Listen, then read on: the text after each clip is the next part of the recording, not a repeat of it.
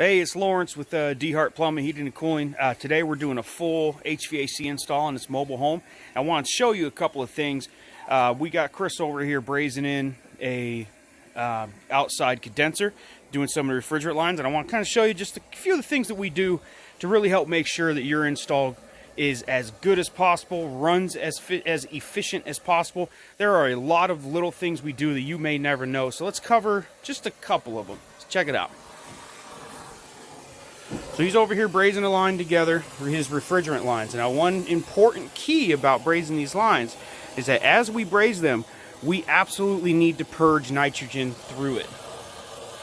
The reason that purging that nitrogen is so important is it helps minimize the amount of carbon and soot buildup on the inside of that refrigerant line.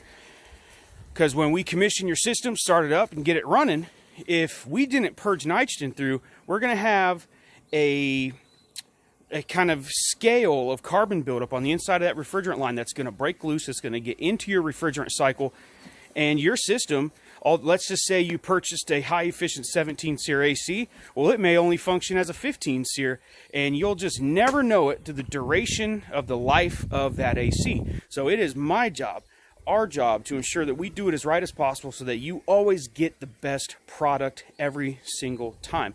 We are always evolving, we're always learning, we're always adopting new practices, but running that nitrogen through when you're brazing is an absolute must. So I thought I'll show you guys that. You guys have a wonderful day. We're out here getting it every day.